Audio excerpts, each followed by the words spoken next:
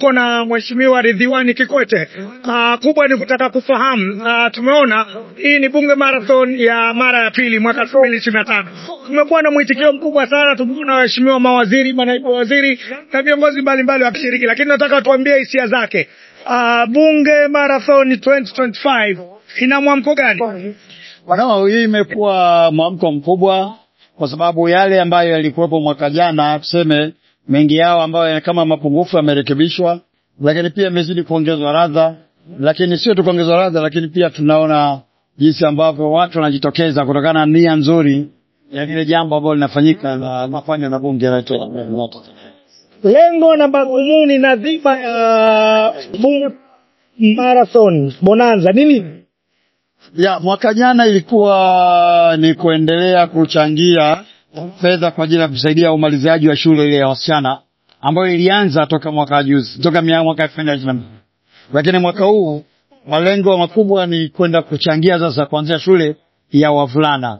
Kwa hiyo unaweza kuona kwamba bunge limekuwa pia ni sehemu ya kuchangia jamii au kusaidia jamii katika malengo makubwa yanafikiwa, na hili kwa kweli linafanyika vizuri sana. Tumeona baadhi ya watu wengi hawatambui umuhimu wa michezo kama hii. Pengine nini ambacho unaweza kuambia kuhusiana na wito wako kuhusiana na michezo mbalimbali ikiwemo hii masuala ya mbio? Jambo lolote linapotangazwa vizuri ndio watu wanalifuatizia na kulifanyia kazi. Mimi ninaamini kwa mwaka jana ambao ilikuwa ni mara ya kwanza linaweza kuwa halijasikika vizuri. Ndio maana unaona ushiriki ulikuwa mdogo, lakini mwaka huu kwa sababu limetangazwa watu wameshiriki wengi. Na hakika hizo ambavyo naendelea kwa maana miaka inayokuja na kufuatia watu watakuwa wengi zaidi, kwa hiyo jambo litakwenda vizuri sana.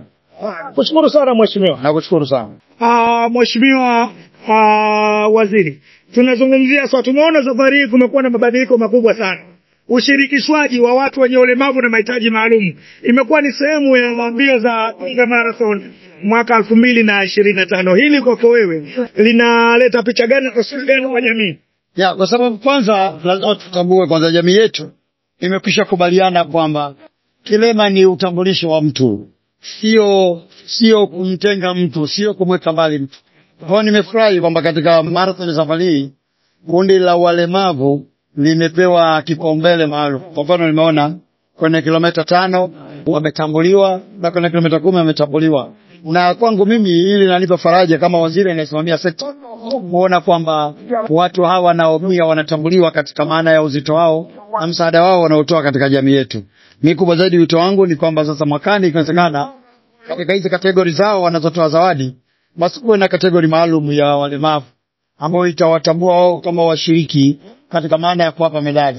Mwaka huu wamepewa medali kama sehemu ya watu wote, lakini mwakani itapendeza kwamba pia kutambua katika kundi la walemavu nani alikuwa wa kwanza, katika kundi la walemavu nani alikuwa wa pili na watatu, na kuona kama kuna zawadi zote ambazo wanaweza kupewa kwa sehemu ya recognition ya kundi haya maalum katika jamii yetu, ili nao kuwapa moyo na kuwaita wengineo katika maeneo mbalimbali ya nchi yetu kuweza kushiriki katika vitu kama hivi. Tunaelekea kwenye uchaguzi mwaka 2025. Unaiona wapi nafasi ya watu wenye ulemavu na mahitaji maalum?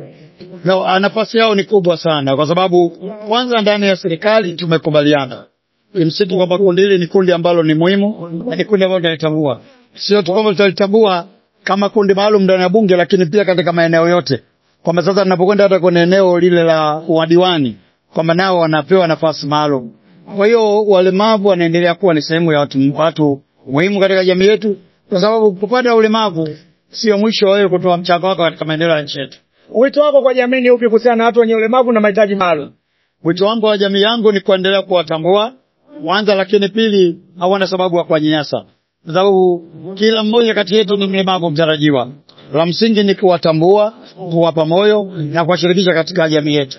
Serikali inafanya jitihada kubwa ikiwemo kutambua walemavu na nafasi yao katika jamii, lakini pia katika maendeleo, kwa mfano kama ushiriki wao katika elimu, ushiriki wao katika mchango wa shughuli za kitaifa, uwepo wao katika shughuli ambazo zinaendelea katika nchi yetu.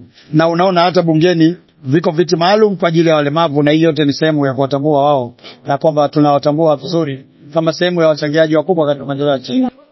Tushukuru sana. Shukrani sana.